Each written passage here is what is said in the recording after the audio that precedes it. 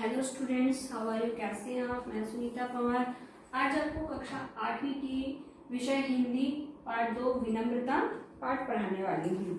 इसके अंदर हमें बताया गया है कि हमें किस प्रकार से विनम्र होना चाहिए, क्योंकि हमारे जीवन में विनम्रता का बहुत ही बड़ा योगदान होता है और हमें बड़ों को आदर करना सिखाया जाता है और इससे हमें ये पता चलता है कि हमारे किस प्रकार के संस्कार। यहाँ पे भी यही बताया गया है कि अगर हम किसी के घर जाते हैं तो हमारे लोग किस प्रकार से सम्मान करते हैं और अगर हमें वहाँ पे सम्मान नहीं मिलता है तो हम उनकी निंदा करते हैं और निंदा करने के बाद में हमें ये मालूम पड़ता है कि यहाँ पे इनके संस्कार गलत हैं, यहाँ पे इनको कोई भी किसी प्रकार का कोई संस्कार नहीं दिया गया है। तो आइए हम इस पाठ के माध्यम से यही पढ़ते हैं कि किस प्रकार से हमें विनम्रता होनी चाहिए ताकि हम बड़ों को आदर सम्मान दे सकें। अपने काम के सिलसिले में शर्मा जी से मिलना था तो वो उनके घर की ओर मुड़ गए और शर्मा जी का जो बेटा था विराट अपने सगे साथियों के साथ खेल रहा था। मैंने उससे आवाज देकर पूछा, क्या पापा घर में हैं? हाँ है, संक्षिप्त उत्तर देकर बिना मेरी और ध्यान दिए खेलने में व्यस्त हो गया। मुझे ही उसे दोबारा कहना पड़ा कि अरे भाई विराट, पापा को मेरे आने की सूचना दे दो। पापा अपने मिलने वाले जो उनके पिताजी, जो विराट के जो पिताजी के दोस्त थे उनका नाम था वीरेंद्र अंकल, यानी कि इस प्रकार से उस जो वहां पर गए थे उन्होंने कहा कि वीरेंद्र अंकल आए हैं, आप अपने पापा को बोलो। उसने दरवाजे से ही चिल्लाते हुए कहा कि पिताजी आपके दोस्त आए हैं और आप नीचे की तरफ आ जाएं। आवाज सुनकर शर्मा जी बेटी विधु दौड़ती हुई आई। उसने बाहर खड़े देखा कि बाहर खड़े हुए हैं उनके अंकल, तो उसने झुककर नमस्कार किया और बोलिए, आइए पापा तो अभी आ रहे हैं, आप प्रतीक्षा गृह के अंदर बैठिए। आपका संदेश उन्हें मिल गया है। बैठने के बाद अपनी मम्मी पापा को मैंने आने की सूचना दी, यानी कि वो जो लड़की थी उसने उनको आदर के साथ में अंदर लेके गई और उनको बोला कि मैंने आपका संदेश मम्मी पापा को दे दिया है, तो वो अभी नीचे की तरफ आ रहे हैं। उसका सहज, समधुर और शिष्टाचारपूर्ण कथन सुनकर मैं मन में संतोष हुआ, यानी कि इस प्रकार से कोई हमें सम्मान देता है तो हर व्यक्ति खुश हो जाता है और जो विराट की तरह का कोई बिहेव करता है तो कितना बुरा लगता है कि क्योंकि उसने उनका सम्मान नहीं किया था, वो सिर्फ खेलने में ही उनका ध्यान था। पर उसकी जो बहन थी, शर्मा जी की जो बेटी थी, उसने उनका सम्मान किया तो उसकी वो उनको देख के उसको बहुत अच्छा लगा। विनम्र चरित्र का सद्गुण है और सुसंस्कृत होने का परिचय प्राप्त होता है हमें। यह एक ऐसा चुंबक है जो संपर्क में आने वाले बरस भर अपने और खींच लेते हैं, यानी कि जो अगर हमारे में ऐसे अच्छे संस्कार होते हैं तो लोग हमारी तरफ आकर्षित हो जाते हैं और हमें सम्मान की तरह से देखते हैं, क्योंकि हमारी बोली हमारे आचरण को प्रकट करती है। यही हमारी शिष्टाचार है। यह याद रखना होगा कि दीनता विनम्रता नहीं होती, दीन याचक होता है जबकि विनम्रता दाता होता है। यह प्यार बांटता है, जुड़ाव पैदा करता है और मेल मिलाप की पृष्ठभूमि तैयार करता है। यानी कि विनम्रता क्या क्या हमें प्रदान करता है? वो एक याचक है, वो विनम्रता प्रदान करता है, वो प्यार को बांटता है और वो सभी से जोड़ के रखता है।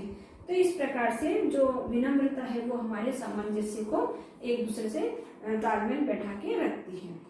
प्रश्न उठता है कि वे एक व्यक्ति को पहचानते कैसे हैं, यानी कि अब ये भी प्रश्न उठता है कि हमें कैसे पता चलेगा कि कौन विनम्र है और कोई किस प्रकार का व्यक्ति है।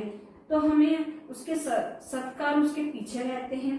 अपने से बड़ों का आसन ग्रहण करने पर आसन ग्रहण करना, ऐसे प्राथमिक आदतें होती हैं जो विनम्र व्यक्ति की पहचान सहायता कराती है। महिलाओं को या पुरुष प्रत्येक की गरिमा और भावनाओं का समुचित सम्मान कराए विनय व्यक्ति की विशेषता होती है।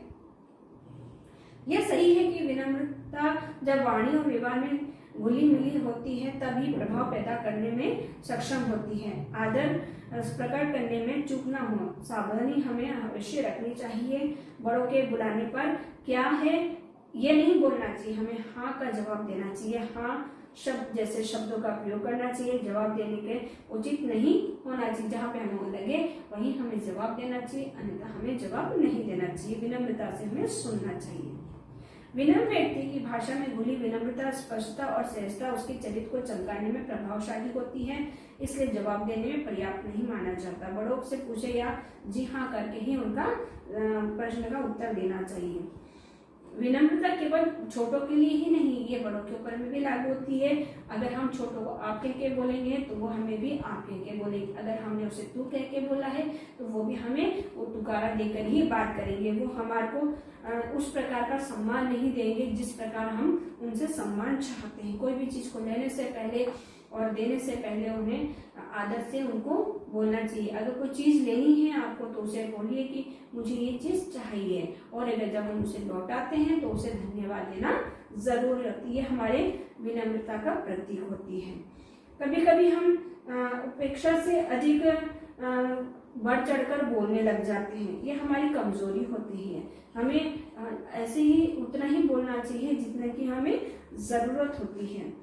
विनम्रता सफलता की गारंटी भी है। विनम्रता कारोबारी का व्यवसाय के अंदर हमेशा आगे बढ़ाती है, वो हमेशा हमारा फल फूलता है। अगर हमारा व्यवहार अच्छा नहीं है तो हमारे व्यापार के अंदर में भी हमारे को कई समस्याएं उत्पन्न होती है और हम आवेश में आके हम उस व्यापार को नष्ट कर देते हैं।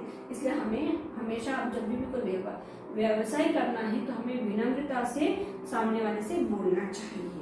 नदियों से कितना भी पानी समुद्र में क्यों ना आ जाए, लेकिन समुद्र में बाढ़ आते देखी है क्या कभी आपने? नहीं। कभी आपने देखा कि समुद्र में बाढ़ आई? नहीं। बाढ़ कहाँ आती है? नदियों में आती है। नदियों को पानी के साथ साथ जीव जंतु, पत्थर तथा अनेक भारी और वस्तुएं चीजें भी बहा ले जाती हैं, पर समुद्र अपनी सीमा में रहकर भी सबको अपने अपने के अंदर समा लेता है और सागर का अपना विनम्र अनुशासन ही होता है। हमें नदियों की तरह नहीं वो करना है, अपने अंदर सबको संभाल कर आगे बढ़ना है। यानी कि जिस प्रकार से समुद्र जो अपने अंदर सभी को समा लेता है, वैसे ही हमें भी हर एक व्यक्ति को अपने अंदर समा लेना चाहिए। यानी कि विनम्रता हमारे अंदर आनी चाहिए। और पानी तो जीवन है। समस्त प्रकृति जल से ही पोषित और पलवित होती है। तृण लताएं, नन्हे पौधे से लेकर बड़े वृक्ष तक पानी वेदित नदी के रूप को प्रकट करता है। तोड़कर बाढ़ रूप धारण कर लेता है। यानी कि जब अगर पानी के अंदर अधिक नदियों में अधिक पानी हो जाता है तो क्या होता है, वो जो मेड़े बना रखी उनको भी तोड़ देता है, जो हमने पुल बना रखी उनको भी तोड़ देता है और सब जगह फैल जाता है। हमें उन नदियों की तरह नहीं बनना है कि हम सबको नष्ट करते हुए। नदियों की तरह हमें नहीं बनना है, हमें बनना है समुद्र की तरह विनम्र बनना है, ताकि हर चीज को हम अंदर समा सके। यहाँ पे यही तात्पर्य का है कि विनम्र हमारे जीवन को सार्थक बनाता है। इसलिए हमें हमेशा सबका सम्मान करना चाहिए और उनका आदर करना चाहिए। और अगर हम उनका आदर नहीं करते हैं तो हमारा विनाश हो जाता है। विनम्रता जीवत्ता की पोषक है, अहंकार विनाश का व्यापी है। यानी कि अहंकार हमें कभी नहीं करना चाहिए। अहंकार जो हम करते हैं वो व्यक्ति हमेशा उनको नुकसान होता है, कष्ट होता है। इसलिए हमें कभी भी अहंकार नहीं करना चाहिए। हमें विनम्रता के साथ में सभी के साथ पेश आना चाहिए। आई होप आपको विनम्रता पाठ पसंद आया होगा। Thank you so much.